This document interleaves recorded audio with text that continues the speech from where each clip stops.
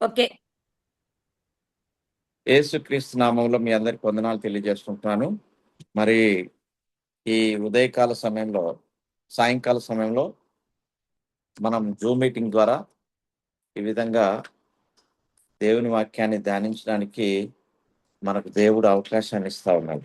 మనం ప్రతిదినము ఉదయం, మధ్యాహ్నం, సాయంత్రం దేవుని వాక్యాన్ని ఇండివిజువల్‌గా ధ్యానిస్తూ ఉంటాం. మరొకసారి ఈ యొక్క జూమ్ మీటింగ్ ద్వారా దేవుని వాక్యాన్ని సాయంకాల సమయంలో కొన్ని విషయాలు ధ్యానిద్దాం.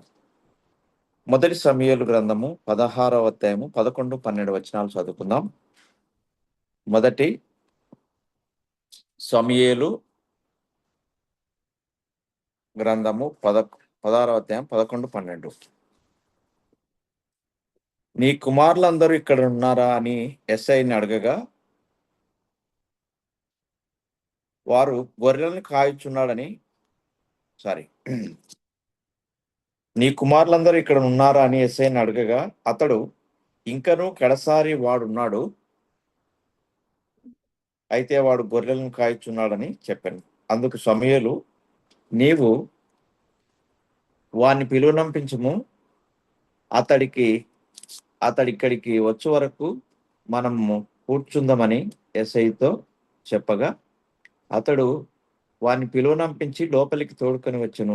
అతడు ఎర్రని వాడును, చక్కని నేత్రములు గలవాడును, చూచుటకు సుందరమైన వాడునై ఉండెను. అతడు రాగానే, నేను కోరుకున్నవాడు ఇతడే, నీవు లేచి వానిని అభిషేకించుమని యెహోవా సెలవియ్యగా, సమూయేలు తైలపు కొమ్మును తీసి వాని సహోదరుల ఎదుట వానికి అభిషేకము చేసెను. నాటి నుండి యెహోవా ఆత్మ దావీదు మీదికి బలముగా వచ్చెను. తరువాత సమూయేలు లేచి రామాకు వెళ్ళిపోయెను. ఇది ఒకసారి చెక్ చేసుకుంటాను.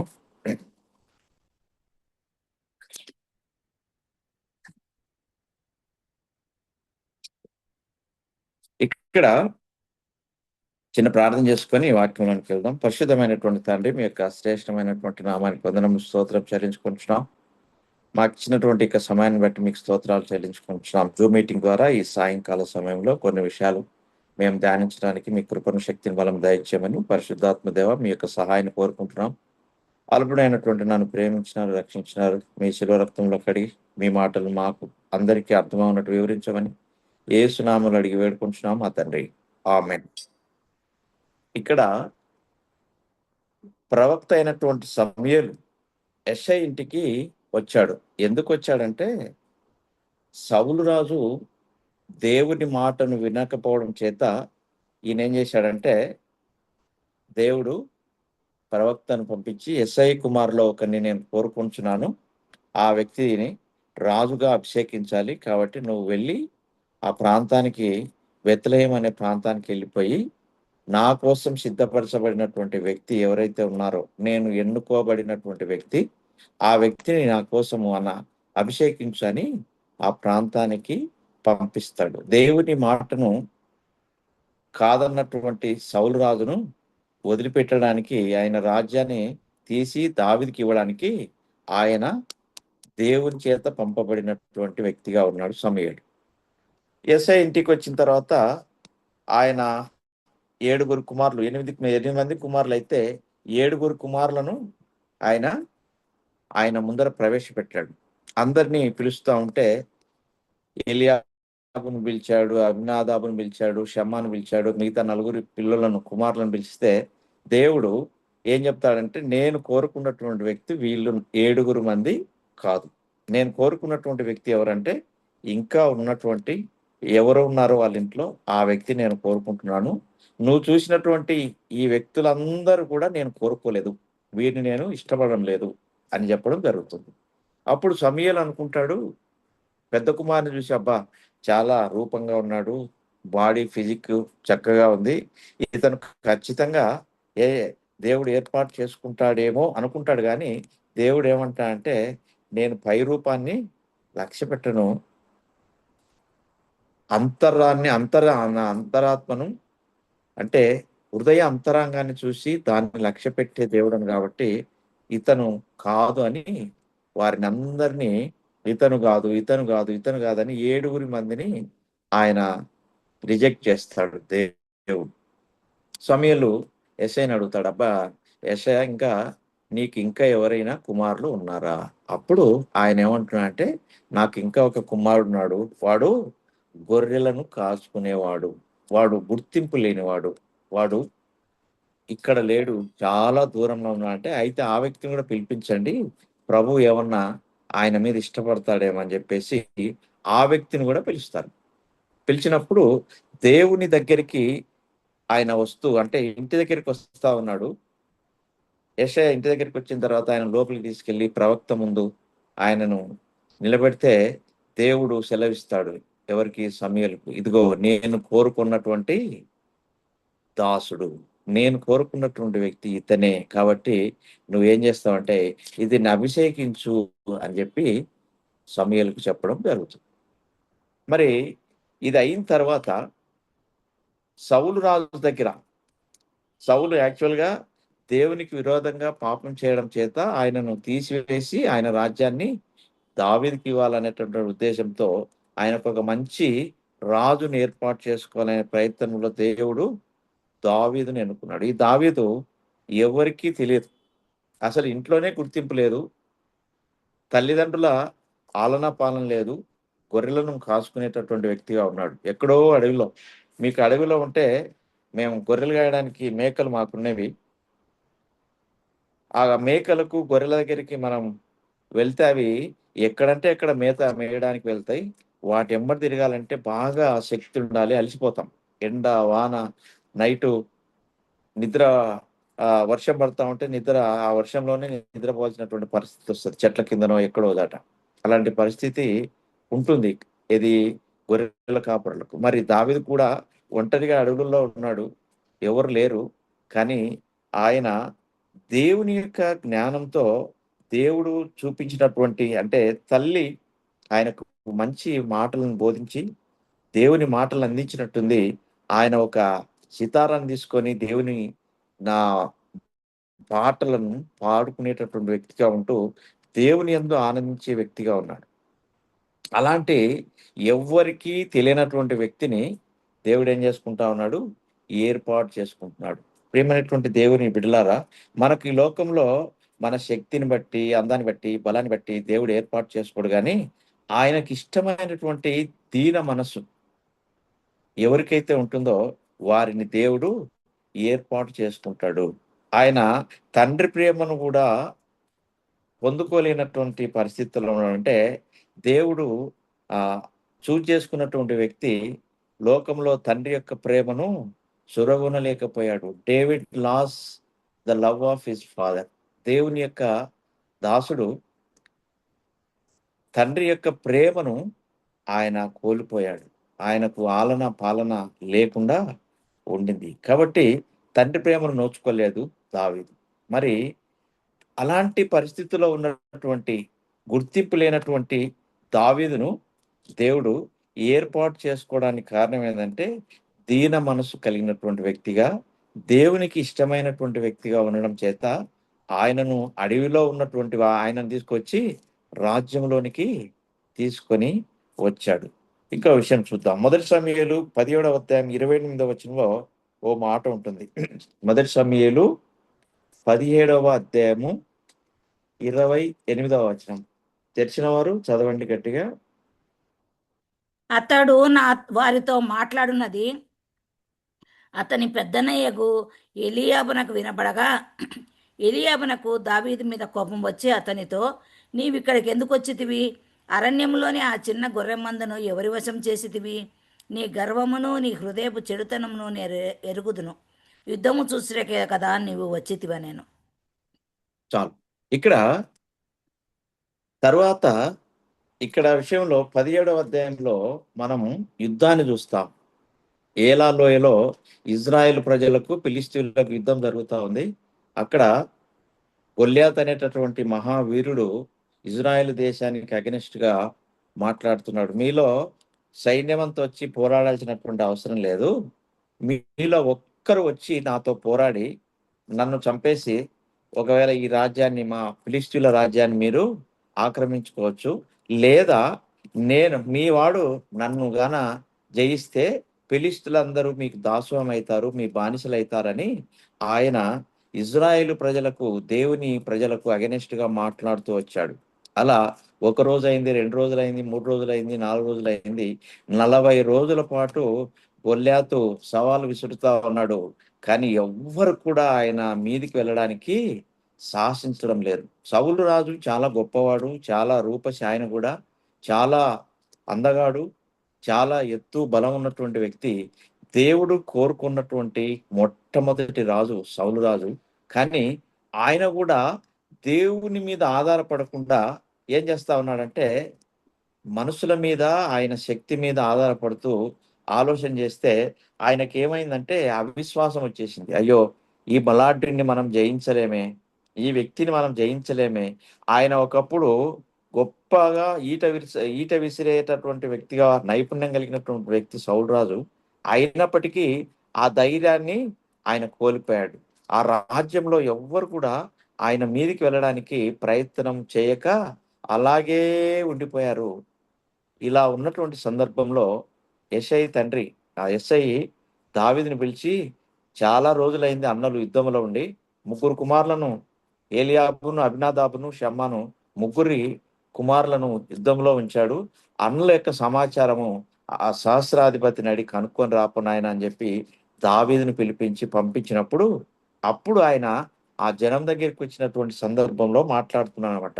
జనాలందరూ కూడా గుంపులు కూడి గుసగుసలాడుకుంటారు. ఎవరు వెళ్తారు, ఎవరు వెళ్తారు, ఎవరు జయిస్తారు, ఆ వీరుణ్ణి, గొల్యాతుని ఎవరు జయిస్తారు అనేటటువంటి ఆ మాటలతో అందరూ మాట్లాడుకుంటుంటే ఈ మాటలు దావీదు వింటాడు. ఏంటి, దేవుని బిడ్డల మీద ఒక రక్షణ లేనటువంటి ఇలాంటి వ్యక్తి ఈ విధంగా మాట్లాడుతా ఉన్నాడా, నేను ఆ వ్యక్తి మీదకి యుద్ధానికి వెళ్తాను అని వాళ్ళతో చెప్తున్నాడు. బాలుడు, యవనస్తుడు, పిల్లవాడు, యుద్ధ నైపుణ్యం లేదు, ఆ అసలు ట్రైనింగ్ లేదు.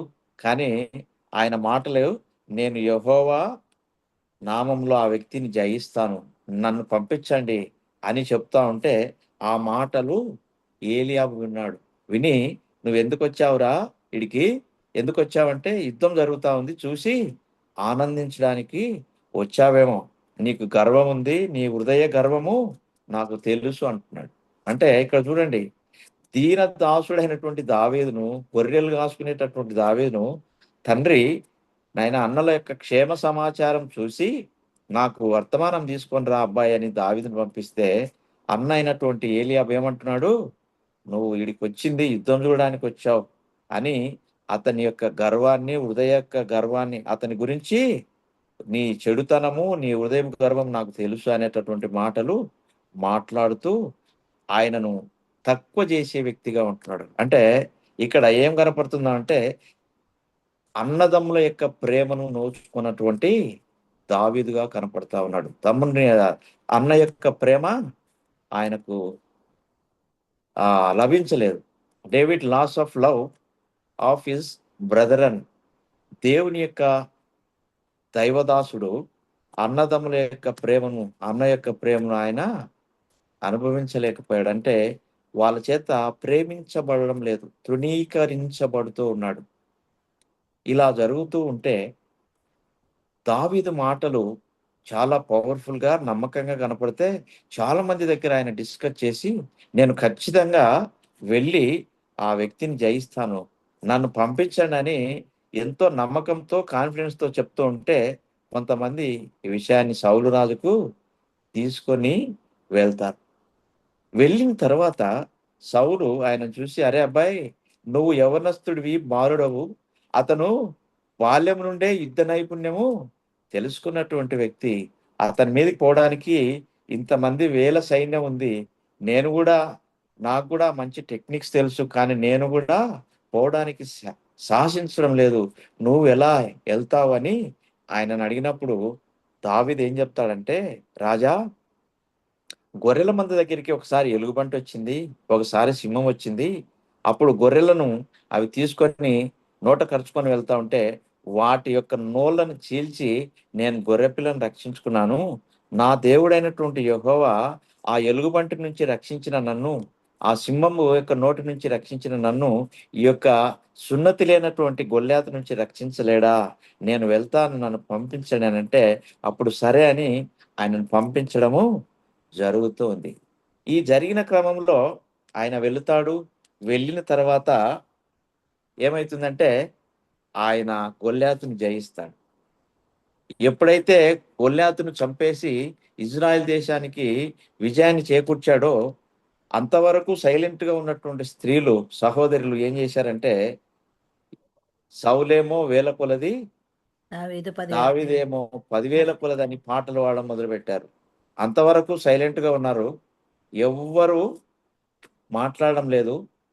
కానీ ఈ స్త్రీలు ఉన్నట్టు ఉండి వాళ్ళు పాటలు పాడి దేవుని స్తుతించడం మొదలు పెడుతూ ఏం చేశారంట, దేవుని మహిమపరుస్తూ ఆయనను మహిమపరచడమే కాదు, దావీదును కూడా హెచ్చిస్తా ఉన్నారు. దావీదు 10,000 కొలది అని ఆయనకు కీర్తిని ఘనతను ఆపాదిస్తున్నారు.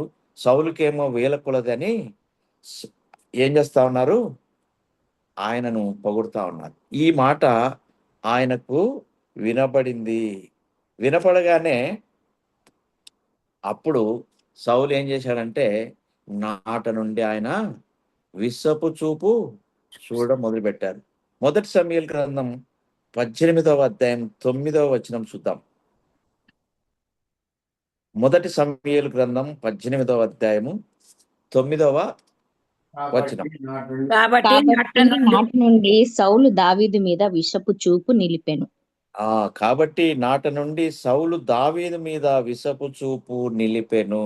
ఈయన ఏమైనా దావీదుకు కీడు చేశాడా, లేకపోతే దావీదును మోసం చేశాడా, లేకపోతే దావీదు యొక్క కిరీటాన్ని అడుగుతా ఉన్నాడా, లేకపోతే దావీదు యొక్క ధనాన్ని అడుగుతా ఉన్నాడా? ఏమీ అడగలేదు. దేవుని యెహోవా నామం పేరిట ఇజ్రాయెల్ దేశానికి ఏం చేశాడు, విజయాన్ని తీసుకొస్తే స్త్రీలు పాడినటువంటి పాట ఈయన జీవితంలో ఏమైపోయింది, మరణ శాసనం అయిపోయింది. అయ్యో, నాకంటే దావీదుని హెచ్చిస్తా ఉన్నారే, నాకంటే ఈయన విజయాన్ని తీసుకొని వచ్చాడు. చూడండి, ఇప్పుడు అంతకుముందు సౌలు ఏం చేశాడు, ఎవరైనా ఈ గొల్యాతును జయిస్తే నా పెద్ద కూతురును మెరపునిచ్చి ఆస్తినిచ్చి వివాహం చేసి వారిని గణపరుస్తానన్నటువంటి సౌలు రాజు పెద్ద కూతురైనటువంటి మెరపునియ్యలేదు. అది పోగా ఇప్పుడు ఆయన మీద ఏం చేస్తా ఉన్నాడు, కుట్ర పన్నుతా ఉన్నాడు. ఏ విధంగానైనా సరే ఈ దావీదును సంహరించాలి, చంపేయాలి, దేవుడు ఇతనికి తోడుగా ఉన్నాడు అనేటటువంటి విషయాన్ని కూడా ఆయన గమనించాడు. గమనించి భయపడాలి కదా. ప్రియమైనటువంటి దేవుని సంగమా, దేవుని బిడ్డలారా, దేవుని యొక్క బిడలు సాహస కార్యాలు చేసి దేవునికి మహిమను తీసుకొని వస్తున్నటువంటి బిడలు సంఘంలో ఉంటే, సమాజంలో ఉంటే వారిని గౌరవించి సన్మానించాల్సినటువంటి విషయము ఉండగా వారిని తృణీకరించి అవమానం చేసి చంపాలనేటటువంటి ఆలోచన సౌలు రాజు చేశాడు. నేటి సమాజంలో కూడా సంఘంలో మంచిగా యవనస్తులు లేకపోతే మంచిగా కొంతమంది దేవుని వాక్యాన్ని చెప్పేటటువంటి దాసులు చక్కగా దేవుని వాక్యాన్ని చక్కగా వివరిస్తూ దేవుని కోసం వాడబడుతున్నటువంటి వ్యక్తులను మనం ఏం చేయాలా, గణపరిచి వారిని సన్మానించాలి. వారిని దేవుని కోసం చక్కగా వాడబడుతున్నారు అన్నటువంటి విషయము మనం తెలుసుకునే వారమై వారికి మనం సహాయం చేయాలి. వాళ్ళను గౌరవించి అత్యున్నతంగా మనము దేవుని కోసం వాడబడే వారుగా వారిని మనము గౌరవించి సమాజంలో, సంఘంలో వారికి ఇవ్వాల్సినటువంటి గౌరవాన్ని ఇవ్వాలి. ఇక్కడ ఆ గౌరవాన్ని ఇవ్వకపోగా కూతురును ఇస్తానని ప్రమాణం చేసినటువంటి మహారాజు సౌలు ఆ కూతురుని ఇవ్వకపోగా ఆ కూతురును వేరే వాళ్ళకి ఇచ్చి పెళ్లి చేసి ఇప్పుడు ఏం చేస్తా ఉన్నాడు, ఈయన మీద విషపు చూపు చూస్తా ఉన్నాడు. అంటే దేవుని దాసుడైనటువంటి దావీదు రాజు యొక్క ప్రేమను కోల్పోయాడు. డేవిడ్ ఏమయ్యాడు, last the love of his king. దేవుని యొక్క దీనదాసుడైనటువంటి దావీదు ఇజ్రాయెల్ దేశానికేమో కీర్తిని తీసుకొని వస్తే రాజు యొక్క అభిమానాన్ని చురగొనాల్సినటువంటి ఈయన ఏమయ్యాడు, అగౌరవ పాలైపోయి ఆయనను ఏ విధంగానైనా అయినా సరే ఫిలిష్తీయుల చేతిలో నుంచే ఈయనను హతమార్చాలనేటటువంటి ఒక ఆలోచన పన్ని తన చిన్న కూతురైనటువంటి మీకాలును ఆయనకిచ్చి పెళ్లి చేసి ఫిలిష్తీయులు వచ్చి దావీదును చంపాలి అనేటటువంటి కుట్ర పన్నుతాడు. చూడండి ఎంత ఘోరమైనటువంటి ఆలోచన చేస్తా ఉన్నారు. దేవుని యొక్క బిడలు, దేవునికి మహిమకరంగా పనిచేసేటటువంటి బిడలు, దేవుని యొక్క బిడల పట్ల దేవుని బిడలే ఈ విధంగా కుళ్ళు కుతంత్రాలు చేస్తూ ఉన్నటువంటి ఆనాటి సమాజం, ఈనాటి సమాజం కూడా అలాగే ఉంది. కాకపోతే దేవుని యొక్క ప్రణాళికలో దావీదును ఏ విధంగా అయితే ప్రొటెక్ట్ చేస్తూ వచ్చాడో, నేటి సమాజంలో కూడా దేవుని బిడ్డలను, విశ్వాసులైనటువంటి వారిని, దేవుని కోసం వాడబడుతున్నటువంటి వారిని ఆయన ప్రొటెక్ట్ చేస్తూనే ఉంటాడు. సౌలు ఎన్ని ప్రయత్నాలు చేసినా, ఎన్ని కుతంత్రాలు చేసినా ఆయనను దేవుడు తప్పిస్తూ వచ్చాడు. చూడండి, సౌలేమో చంపాలని ప్రయత్నం చేస్తే సౌలు కుమారుడు యోనాతాను ఆయన యొక్క యుద్ధ నైపుణ్యత, ఆయన యొక్క తెలివిని చూసి ఆయనను గౌరవించి, ప్రేమించి, సన్మానించేటటువంటి వ్యక్తిగా ఉండిపోయి, ఆయన కుట్ర ఏదైతే చేస్తాడో తండ్రి, ఆ విషయాన్ని తండ్రికి తెలియకుండా దావీదుకు తెలియజేస్తూ వచ్చాడు. అంటే దేవుని యొక్క ప్రణాళికలో దేవుని బిడ్డలను ఆయన ఏ విధంగానైనా ప్రొటెక్ట్ చేస్తాడు. ఎన్ని సమస్యలు వచ్చినా గానీ ఖచ్చితంగా దేవుని బిడ్డలకు ప్రొటెక్షను ఉంటుంది అనే విషయాన్ని మనం జ్ఞాపకం చేసుకోవాలి. ఇక్కడ సౌలు ఆయన రాజుగా ఉన్నాడు, కానీ ఆయన ప్రేమనినా చూరగొనలేకపోయాడు, ఆయన ప్రేమించలేకపోయాడు. ఇంకో విషయం చూద్దాం. మొదటి సమూయేలు గ్రంథము 8వ అధ్యాయము 28వ వచనం. మొదటి సమూయేలు గ్రంథము 18వ అధ్యాయము 28వ వచనం చదవండి. యెహోవా దావీదునకు తోడుగా నుండుటయు తన కుమార్తె అయిన మీకాలు అతన్ని ప్రేమించుటయు సౌలు చూచి దావీదునకు మరి ఎక్కువగా భయపడి ఎల్లప్పుడూ దావీదు మీద విరోధంగా ఉండేను. ఆ ఇక్కడ చూడండి, దావీదుకు ఎవరు తోడుగా ఉన్నారు? దేవుడు తోడుగా ఉన్నాడు. యెహోవా దావీదునకు తోడుగా నుండుట చూశాడు దేవుడు. అప్పుడు దేవుడు ఆయనను ప్రేమిస్తున్నాడు అనే విషయాన్ని ఆయన తెలుసుకున్నాడు. కానీ దేవుని యొక్క ప్రేమ ఆయనలో ఉంది, దావీదులో, కానీ రాజులో లేదు. ఇప్పుడు ఆయన ఆయన కూతుర్నిచ్చి ఇప్పుడు మామగా, రాజు అయినటువంటి సౌలు మామగా మారిపోయాడు. కానీ మామగా కూతుర్నిస్తే ఏం చేయాలా? అల్లుడిని సన్మానించి గౌరవించాలి. కానీ అల్లుడిని యొక్క బాధ్యతను ఆయన విస్మరించాడు. ఆయనకి ఇవ్వాల్సినటువంటి గౌరవాన్ని ఇవ్వలేదు. ఇప్పుడు మామ ప్రేమను కూడా దావీదుకు దక్కలేదు. మామ యొక్క ప్రేమ, సౌలు ఇప్పుడు మామగా మారిపోయాడు. కానీ దేవుని దాసుడేమో దేవుణ్ణి ప్రేమించి ఇజ్రాయెల్ దేశానికి కీర్తిని తీసుకొని వచ్చాడు. మామగా అయ్యో కుమార్తెనిచ్చాను, ఇతన్ని రక్షించాలి అనేటటువంటి ఆలోచన అతనిలో లేదు. ఒక మామగా అతను ఆయనను ప్రేమించలేదు. ఇక్కడ ఆ ప్రేమ కూడా దావీదుకు దక్కలేదు. ఇంకో విషయం చూద్దాం. మొదటి సమూయేలు గ్రంథం 19వ అధ్యాయము 11వ వచనం. 19వ అధ్యాయము 11వ వచనం. ఉదయమున అతని చంపవలెనని పొంచియుండి దావీదును పట్టుకొనుటకై సౌలు అతని ఇంటికి దూతలను పంపగా దావీదు భార్య అయిన మీకాలు, ఈ రాత్రి నీ ప్రాణమును నీవు దక్కించుకుంటేనే కానీ రేపు నీవు చంపబడదు అని చెప్పి కిటికీ గుండా దావీదును దింపగా అతడు తప్పించుకొని పారిపోయాను. ఇక్కడ చూడండి, భార్యకి ఏం తెలిసింది? తండ్రి చంపేస్తాడు భర్తననే విషయం తెలిసింది. ఎవరికి? మీకాలు. తెలిస్తే అప్పుడు ఏం చేయాలా? ఏమండి, మా నాన్న సౌలు రాజు, ఇజ్రాయెల్ దేశానికి రాజు, ఆయన నిన్ను చంపాలని ప్రయత్నం చేస్తా ఉన్నాడు. కాబట్టి నువ్వేం చేయాలంటే ఇల్లు వదిలి పారిపోవాలి. లేకపోతే పొద్దునే కల్లా ఏం చేస్తాడు? నీ ప్రాణాన్ని ఈ రాత్రే నీ ప్రాణాన్ని నువ్వు దక్కించుకోవాలంటే నువ్వేం చేయాలా? వెళ్ళిపోవాలి. ఆమెకేం తెలిసింది? ఉదయం అతన్ని చంపవలెనని పొంచి ఉండి దావీదును పట్టుకొనుటకై సౌలు అతని ఇంటికి దూతలను పంపించాడు. ఉదయం పంపించాడు. పొద్దు నుంచి ఆమెకు తెలుసు. కానీ భర్తకి ఎప్పుడు చెప్తా ఉంది? రాత్రి చెప్తా ఉంది. ఏవండీ నిన్ను చంపుతారని. మంచిదే.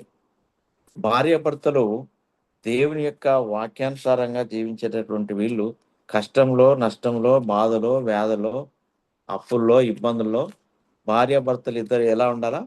ఒకటిగా ఉండాలా. కానీ ఇక్కడ భార్య ఏం చేస్తా ఉంది? మీకాలు దావీదుకు ఐడియా ఇస్తా ఉంది. నువ్వు పారిపోవాలి. నీ ప్రాణం దక్కించుకోవాలంటే నువ్వు ఇక్కడి నుంచి వెళ్ళిపోవాలి అని చెప్తా ఉంది. ప్రియమైనటువంటి దేవుని బిడ్డలారా, భార్యాభర్తలు కష్టంలో, సుఖంలో ఒకటిగా ఉండాలనేటటువంటిది దేవుని యొక్క నిబంధన. నేను తిరుపతిలో బీటెక్ చదివేటటువంటి దినాల్లో ఒక ఎంఆర్ఓ ఇంట్లో నేను రెంట్‌కుండేవాడిని. ఆయన అనారోగ్యంతో ప్యారలైజ్ అయిపోయాడు. మాట్లాడలేడు, తినలేడు. ఆయన కొడుకు కమిషనర్, మున్సిపల్ కమిషనర్. అతను గుంతకల్‌లో ఉంటాడు. అక్కడ సర్వెంట్స్ ఎవరు లేరు. కానీ ఆయన భార్య, ఎంఆర్ఓ గారి భార్య అన్ని సపర్యలు చేస్తది. ఒంటికి, దొడ్డికి అన్ని తీసేసి, స్నానం చేపిచ్చి, ఆయనను చిన్న బిడ్డలాగా "ఏం నాన్న? ఏం కావాలి?" ఆయన ఏడుస్తూ ఉంటే, ఆమె వచ్చి మాట్లాడేటటువంటి మాటలు నేను వింటా ఉంటాను అప్పుడప్పుడు. "ఏం నాన్న? ఏం కావాలి నీకు?" అని ఆయన ఏడుస్తూ ఉంటే, ఈమె మాట్లాడే తీరు చూస్తా ఉంటే, ఒక చంటి బిడ్డను ఏ విధంగా అయితే మనం ఓదారుస్తామో, అలాగూ ఆ తల్లి ఆయనను ఓదారుస్తా ఉండడం నేను చూశాను. అది దేవుని యొక్క నిబంధన, దేవుని యొక్క ప్రేమ. ప్రియమైనటువంటి దేవుని సంగమా, దేవుని బిడ్డలారా, మీకాలో దేవుని మాటలను ఆమె నమ్మలేదు. కానీ ఆయన యొక్క నైపుణ్యాన్ని చూసి, ఇజ్రాయెల్ దేశానికి తెచ్చిన కీర్తిని చూసి ప్రేమలో పడింది. ఆ విషయం సౌలు రాజుకు తెలియడం చేత ఎలాగైనా సరే పెద్ద కూతురు నీయలేకపోయాను. కనీసం చిన్నదానన్నా ఇచ్చేసి చేయి దులుపుకుందాం అనే ఆలోచనతో ఆమెను అంటగట్టేశాడు. ఆమె ప్రాణానికి ప్రాణంగా చూసుకోవాల్సినటువంటి భర్తనేం చేసింది?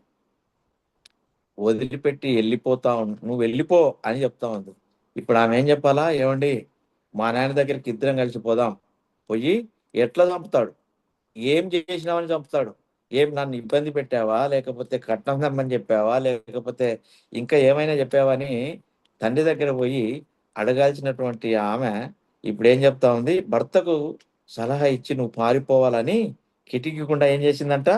దించేసి ఆయనను పారిపోనింది. దావీదు చూడండి, ఏమే కలిసి బ్రతకాలనుకొని మనం వచ్చాము. కానీ నువ్వేమో రాకుండా నన్నొక్కడినే దించుతా ఉన్నావు అని ఆయన మాట్లాడలేదు.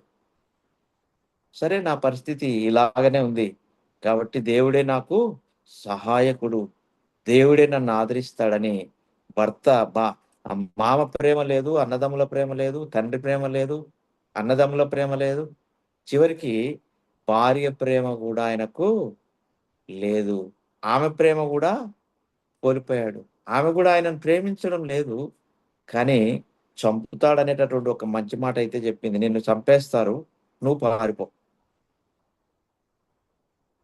ఆయన పారిపోయి ఎక్కడో దాక్కున్నాడు. అంటే మీకాలు భార్య నమ్మకమైనటువంటి భార్యగా లేదు. ప్రేమించింది అంతే. ఆయన రూపాన్ని చూసి, ఆయన పరాక్రమ శక్తిని బట్టి, ఆయన జయించిన విధానాన్ని బట్టి ప్రేమించిందే తప్ప, ఆయనను దేవుని యొక్క నిబంధనలో ఆమె ప్రేమించలేకపోయింది. ఆయనతో కూడా యాక్చువల్‌గా ఇద్దరు ఎళ్ళిపోవాలి. తండ్రి దగ్గరికన్నా ఎళ్ళిపోవాలా? లేదా ఇద్దరు పారిపోదాం.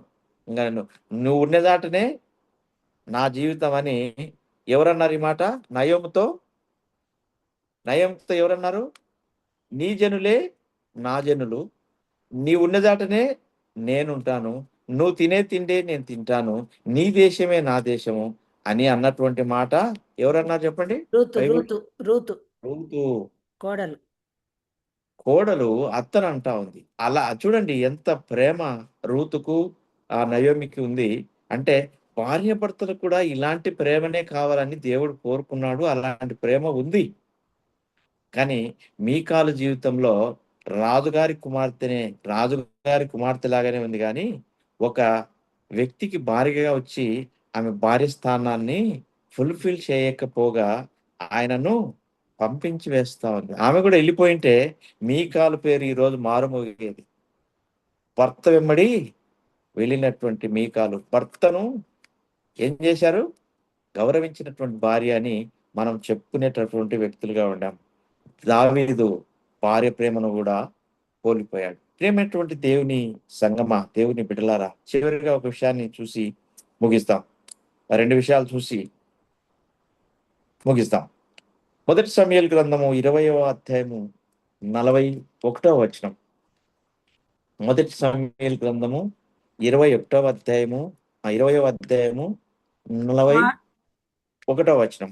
వాడు వెళ్ళిపోయిన వెంటనే దావీదు దక్షిణపు దిక్కు నుండి బయటకు వచ్చి మూడు మారులు సాష్టాంగ నమస్కారం చేసిన తర్వాత వారు ఒకరినొకరు ముద్దు పెట్టుకొనుచు ఏడ్చుచుండిరి. ఈలాగుండగా దావీదు మరింత బిగ్గరగా ఏడ్చాను. ప్రియమైనటువంటి దేవుని బిడలారా, ఇక్కడ వాడు అంటే ఎవరంటే సౌలు యొక్క కుమారుడైనటువంటి జోనాతాను. ఆయన ప్రతి విషయాన్ని షేర్ చేసుకునేవాడు. చూడండి, భార్యాభర్తలు, కుటుంబ సభ్యులు ప్రతి విషయాన్ని షేర్ చేసుకోవడం చాలా ఇంపార్టెంట్. ఇతను ప్రాణ స్నేహితుడు. అన్ని విషయాలు చెప్పాడు. వాళ్ళ తండ్రి ఈయన పట్ల ఏ విధంగా ప్రవర్తిస్తున్నాడో, ఏ విధంగా చేయాలనుకుంటున్నాడో అన్ని విషయాలు చెప్తూ వచ్చాడు. కానీ ఏది దాచుకోకుండా వచ్చాడు.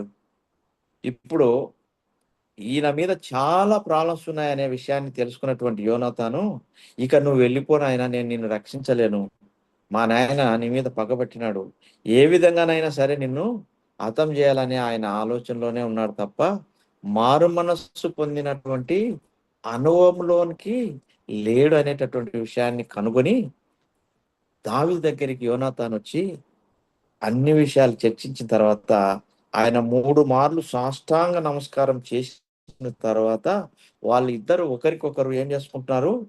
ముద్దు పెట్టుకొంచు ఏడ్చుచుండెరి.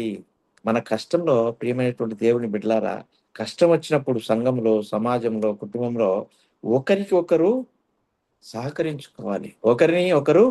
ఒకరి మీద ఒకరు ఆధారపడాలి. ఒకరి కష్టాలు ఒకరు చూసుకోవాలి.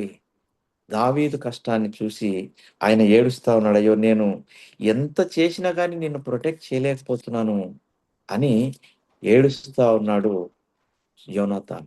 ఎంత నీకు సహాయం చేసినా కానీ నిన్ను రక్షించేటటువంటి శక్తి నా దగ్గర లేదు, నువ్వు వెళ్ళిపో ఇక్కడి నుంచి అని ఆయన అనుకొని ఒక జాట కలుసుకోవడానికి వచ్చి వాళ్ళిద్దరు కలుసుకొని మాట్లాడుకున్న తర్వాత ఒకరినొకరు ముద్దు పెట్టుకొని ఏం చేస్తున్నారు? ఏడుస్తూ ఉన్నారు. ఇక్కడ దావీదు గురించి రాస్తూ ఆయన మరింత బిగ్గరగా ఏడ్చెను. పరాక్రమశాలి, ఇజ్రాయెల్ దేశానికి ఘనతను కీర్తిని తీసుకొచ్చినటువంటి మహా వ్యక్తి ఇప్పుడు ఏం చేస్తా ఉన్నాడు? బిగ్గరగా ఏడుస్తా ఉన్నాడు. మనకి ఎప్పుడు ఏడుపు వస్తుందంటే, మనకు ఎవ్వరు సహాయం చేయడానికి రాకపోతే, ఎన్ని విషయాలలో కూడా మనకు సహాయం దొరకపోతే, ఫ్రెండ్స్, బంధువులు, తమ్ముళ్ళు, అక్కలు, అన్నలు, భార్య, భర్త ఎవ్వరు మనకు సహాయం చేయడానికి ముందరికి రాకపోతే, అప్పుడు నిస్సహాయమైనటువంటి స్థితిలో, అంటే ఏమీ చేసుకోలేనటువంటి స్థితిలో ఉంటారు చూసారా? అప్పుడు ఏడుపు వస్తుంది. దావీదు ఆ స్థితిలోనికి వెళ్ళిపోయాడు. ఆయన ఈ యొక్క ఆ స్నేహితుని యొక్క ప్రేమను కూడా ఇక్కడ ఏమైపోయాడు? కోల్పోయాడు. స్నేహితుడు ఆయనను ఆదరించలేకపోయాడు. ఇన్ని కష్టాలు దావీదు జీవితంలో ఉన్నాయి. ఆయన అందరి ప్రేమను కోల్పోతూ వచ్చాడు. ఒకవైపు తండ్రి ప్రేమను కోల్పోయాడు, అన్న ప్రేమను కోల్పోయాడు, రాజుగారి ప్రేమను కోల్పోయాడు, మామగా చేసుకున్నాడు. సౌలు రాజు మామగా మారిపోయాడు మీకాల్ నుంచి దావీదుకు. మామగా కూడా ఆయన ప్రేమించలేదు. మామ ప్రేమను కూడా కోల్పోయాడు. భార్య ప్రేమను కోల్పోయాడు. ఇప్పుడు చివరిగా స్నేహితుడు, ప్రాణ స్నేహితుడు, బైబుల్ ప్రపంచంలో వీరిద్దరి గురించి ఎంత చెప్పినా గానీ తక్కువే. ఈయన ఎంత ఎన్ని మార్లు దావీదును రక్షించాడో, కానీ ఈయన కూడా ఆయన ప్రేమను కోల్పోతూ వస్తా ఉన్నాడు. అంటే ఇన్ని కష్టాలు, ఇంట్లో కష్టమే, బయట కష్టమే, సమాజంలో కష్టమే, సంఘంలో కష్టమే. ఇన్ని కష్టాలు విశ్వాసులకు నేడు కూడా ఉంటున్నాయి. నేడు కూడా భార్యాభర్తలు, అన్నదమ్ములు ఎవ్వరు ఆదరించినా ఆదరించకపోయినా యేసుక్రీస్తు ప్రభువారు ఆయన నిన్న నేడు ఏకరీతిగా ఉన్నటువంటి దేవుడు. ఆయన ఈ లోకానికి మానవుడిగా వచ్చినటువంటి ఆయన మానవులను రక్షించడానికి, మానవుని యొక్క పాపాన్ని తీసివేయడానికి వచ్చినటువంటి యేసుక్రీస్తు ప్రభువారు ఆయన వైపు చూస్తే మనకు ఆదరణ, నెమ్మది కలుగుతుంది. దావీదు యెహోవా వైపు చూస్తూ వచ్చాడు. నాకు ఎవ్వరు సహాయకులు లేరు. అన్ని సహాయాలు ఆగిపోయాయి. కొన్నిసార్లు దేవుడే అన్ని సహాయాలను ఆపివేస్తాడు. ఈ విషయాన్ని కూడా దేవుని దాసులుగా మీరు గుర్తుపెట్టుకోవాలి. ఎందుకంటే మనం ఎన్ని ప్రయత్నాలు చేసినా, ఎన్నిసార్లు ప్రార్థించినా కొన్ని తూర్లు ఆన్సర్ రాదు. ఎందుకంటే అది దేవుని దగ్గర దాచబడి ఉన్నటువంటి ఆన్సర్, జవాబు. మనకు సహాయం చేస్తారు అనుకున్నటువంటి వ్యక్తులే మనల్ని మోసం చేస్తారు. మనల్ని ఆదరిస్తారు అనేటటువంటి వ్యక్తులే మనల్ని ఆదరించరు.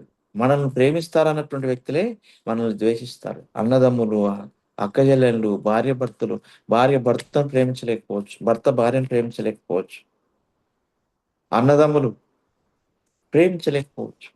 కానీ దేవుడు నీ పరిస్థితిని, నీ ఉన్న పరిస్థితిని అర్థం చేసుకొని నిన్ను చక్కగా ఆయన ఆదరించడానికి, ఆయన ప్రేమను నీకు ఇవ్వడానికి ఈ విషయాలన్నిటిని కూడా ఆయన పక్కన పెడతాడేమో అనిపిస్తుంటుంది. దేవుడే ఇంతమంది ప్రేమను పక్కన పెట్టేసి ఇక నీకు కావలసినటువంటి ఆదరణ నా దగ్గర ఉంది, ఇదిగో నా వైపు చూడు. దావీదు గొల్యాతు మీదకి వెళ్ళేటప్పుడు ఆయన చెప్పిన మాట ఏంది? జీవం కలిగినటువంటి దేవుని దాసులను అని గొల్యాతు మీదకి వెళ్ళిపోయి, ఏమి నైపుణ్యం లేదు, ట్రైనింగ్ లేదు, యుద్ధం యొక్క ఆ ఉపకరణాలు లేవు, కత్తులు లేవు, డాలర్ లేదు, ఏం లేకుండా వెళ్ళిపోయి ఆయన నామినల్ రాయితో కొట్టి చంపేశాడు గొల్యాతును. అలాంటి పరిస్థితిలో దేవుడు ఆయనకు విజయాన్ని ఇచ్చాడు. ఆయన విజయాన్ని ఇవ్వకముందు ఎక్కడున్నాడు? గొర్రెల దొడ్డిలో ఉన్నాడు, అడవిలో ఉన్నాడు, దీనుడుగా ఉన్నాడు. ప్రియమైనటువంటి దేవుని బిడ్డలారా, దేవుని యొక్క పనిలో నిన్ను వాడుకోవాలంటే, నన్ను వాడుకోవాలంటే, దేవునికి నువ్వు ఇష్టంగా ఉంటే ఆయన నిన్ను వాడుకుంటాడు. దేవుని యొక్క మాటను నువ్వు గౌరవిస్తే ఆయన నిన్ను వాడుకుంటాడు. దేవుని మాటకు మనం ఎప్పుడైతే గౌరవించమో, దేవుని మాటలను తృణీకరించినాడు కాబట్టే సౌలు రాజును తీసివేసి దావీదును గొర్రెల దొడ్డిలో నుంచి తీసుకొచ్చి సింహాసనాన్ని అనుగ్రహించాడు. ప్రియమైనటువంటి దేవుని బిడ్డలారా, దేవుని యొక్క మాటలు మీరు వింటా ఉన్నారు. దేవుడు మీకు కూడా అనేక కార్యాలు చేస్తూ ఉన్నాడు. కానీ అనేక మంది యొక్క ప్రేమను మీరు చురగొనలేకపోతున్నారేమో, అనేక మంది మిమ్మల్ని ఆదరించలేకపోతూ ఉన్నారేమో. కానీ యేసుక్రీస్తు ప్రభువారు ఈ సాయంకాల సమయంలో మీతో వాక్యంగా మాట్లాడుతున్నాడు. ఇదిగో నేను నిన్న నేడు ఏకరీతిగా ఉన్నటువంటి దేవుడను. నేను నా మహిమను, నా సంతోషాన్ని, నా శాంతిని, నా రక్షణను మీకు ఇవ్వడానికి ఈ లోకానికి వచ్చాను. మీకోసం నేను రక్తాన్ని కార్చాను, మీకోసం నేను ప్రాణాన్ని పెట్టాను, మీకోసం నేను ఏం చేయడానికైనా నేను సిద్ధమే అనే విషయాన్ని నా మరణం ద్వారా మీరు తెలుసుకొని నా వైపు తిరిగి రక్షణ పొందండి అని యేసుక్రీస్తు ప్రభువారు ఈ దినాల్లో డిఫరెంట్ మీడియాస్ ద్వారా ఆయన ప్రకటిస్తా ఉన్నాడు. యూట్యూబ్ ద్వారా, ఫేస్బుక్ ద్వారా, ట్విట్టర్ ద్వారా, కరపత్రాల ద్వారా రకరకాలుగా ఆయన మాట్లాడుతూ ఉన్నాడు. ఇదిగో నేను సృష్టికర్తనైనటువంటి దేవుడను, నిన్న నేడు ఏకరీతిగా ఉన్నటువంటి దేవుడను, దావీదుకు ఇచ్చినటువంటి ఘనతను నీకు కూడా నేను ఇస్తాను. నా వైపు తిరిగి మారు మనసు పొందండి, నా వైపు తిరిగి రక్షణ పొందండి, నా వైపు తిరిగితే నీకు బలాన్ని, నెమ్మదిని, సంతోషాన్ని ఇస్తాను. ఈ లోకంలో ఎవ్వరు సంతోషాన్ని, నెమ్మదిని ఇవ్వలేరు, ఒక్క దేవుడైనటువంటి యేసుక్రీస్తు ప్రభువారు తప్ప. ఆయన ప్రేమ, ఆయన కరుణ నీ జీవితంలో ఉండాలనంటే నేడు వాక్యాన్ని వింటున్నటువంటి మీరు ఆయన వైపు తిరిగితే నీ సమస్యల్లో నీకు నెమ్మదిని, సంతోషాన్ని దావీదుకి ఏ విధంగా అయితే ఇచ్చాడో నీ సమస్యల్లో కూడా నెమ్మదిని ఆయన అనుగ్రహిస్తాడు. అందరూ సహాయం చేయకుండా పక్కకి వెళ్ళిపోయారేమో, కానీ ఆయన ఈ రాత్రికాల సమయంలో నీతో మాట్లాడుతా ఉన్నాడు. ఇదిగో అయ్యా, నేను యేసుక్రీస్తును, ఈ లోకానికి మానవుడిగా వచ్చాను, నువ్వు నా వైపు తిరిగితే. దావీదు అందరి ప్రేమలు కోల్పోయినప్పటికీ నేను ఆయనకు నా ప్రేమను చూపించి ఆయనను సింహాసన అధిష్ఠించేటటువంటి వ్యక్తిగా, రాజుగా అభిషేకించి ఆయనకు కీర్తిని, మహిమను తీసుకొచ్చినట్టుగా నిన్ను నన్ను కూడా ఆయన మహిమకరంగా జీవించే విధంగా చేయాలని యేసుక్రీస్తు ప్రభువారు ఇష్టపడుతున్నాడు. ప్రియమైనటువంటి దేవుని బిడలారా, దేవునికి దావీదుకు దేవునికి ఉన్నటువంటి రిలేషన్ ఎంత గొప్ప రిలేషనో, ఇంతమంది అవమానించినా, ఇంతమంది తృణీకరించినా, ఎవరు లక్ష్యకు పెట్టపోయినా ఆయన దేవుని మీదనే ఆధారపడతా ఉన్నాడు. తండ్రి లక్ష్య పెట్టలేదు, అన్నలు లక్ష్య పెట్టలేదు, రాజు లక్ష్య పెట్టలేదు, భార్య లక్ష్య పెట్టలేదు, మామ లక్ష్య పెట్టలేదు, చివరికి ప్రాణ స్నేహితుడు కూడా ఆయన ప్రేమను చూపించలేకపోయాడంటే దావీదు యోనాతాను యొక్క ప్రేమను కూడా కోల్పోయాడు. చివరికి దేవుని వైపు చూస్తూ ఆయన జీవితాన్ని కొనసాగిస్తా ఉన్నాడు. ఇదిగో నా ఆధారము, నా బలము, నా కార్యాలను చేయగలిగినటువంటి దేవుడు యేసుక్రీస్తు ప్రభువారని నేడు నువ్వు ఆయన వైపు తిరిగితే నీ సమస్యలన్నిటిలో ఆయన నీకు విజయాన్ని అనుగ్రహిస్తాడు. దేవుని కార్యాలు చాలా గొప్పవి. చూద్దాం 138వ కీర్తన చూసి ముగించుకుందాం, టైం అయిపోయినకి వచ్చింది. 138వ కీర్తన, సామ్ చాప్టర్ 138 వర్డ్స్ మీకు చూపిస్తాను. 8వ వచనం, యెహోవా నా పక్షమున కార్యం సఫలం చేయును, యెహోవా నీ కృప నిరంతరమును, నీ చేతి కార్యములను విడిచి పెట్టకము. నీ కార్యాన్ని నీ పక్షాన సఫలం చేయాలంటే నువ్వు ఆయన వైపు తిరగాల. నీకు విజయం రావాలంటే దేవుడు నీకు తోడుగా ఉండాలి. నీ సమస్యల్లో నువ్వు విజయాన్ని పొందుకోవాలంటే యేసుక్రీస్తు ప్రభువారి దగ్గరికి రావాలి. అప్పుడే నీ సమస్యలకైనా సమాధానాన్ని అనుగ్రహించి అన్ని విషయాల్లో నీకు శాంతిని అనుగ్రహిస్తాడు, నెమ్మదిని అనుగ్రహిస్తాడు, ఆరోగ్యాన్ని అనుగ్రహిస్తాడు, ఐశ్వర్యం అనుగ్రహిస్తా ఉన్నాడు. ప్రియమైనటువంటి దేవుని విడలారా, దేవుడు ఎవరిని ఎన్నుకుంటున్నాడు? దీనులను ఎన్నుకుంటా ఉన్నాడు. దిక్కులేని వారిని, తృణీకరించబడిన వారిని ఆయన ఎన్నుకొని ఆయనకు మహిమకరంగా జీవించాలన్నటువంటి ఉద్దేశాన్ని మనకు ఈ లేఖన భాగంలో తెలియజేయబడతాం. దావీదుకు ఇన్ని అవమానాలు ఉన్నాయి, కానీ దేవుణ్ణి వదిలిపెట్టకుండా జీవిస్తూ వచ్చాడు. 138 6వ వచనంలో యెహోవా ఈ విధంగా మాట్లాడుతూ ఉన్నాడు. యెహోవా మహోన్నతుడైనను ఆయన దీనులను లక్ష్యపెట్టును, ఆయన దూరం నుండి గర్విష్ఠులను బాగుగా ఎరుగును.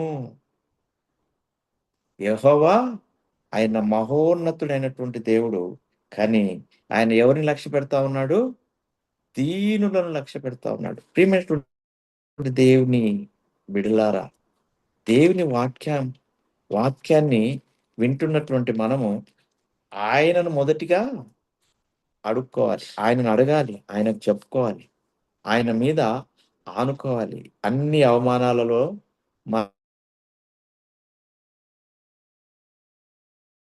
తోడుగా ఉన్నాడు, సహాయం చేస్తాడని, అన్ని విషయాలు మనకు సహాయము చేసేటటువంటి దేవుడుగా యేసుక్రీస్తు ప్రభువారు మన మధ్య ఉన్నాడు. ప్రియమైనటువంటి దేవుని సంగమా, దేవుని బిడ్డలారా, దేవుని మాటలను మనం కలిగి దావీదు వలె అందరి ప్రేమను కోల్పోయినా గానీ ఆయనకు దేవుని ప్రేమ ఉంది.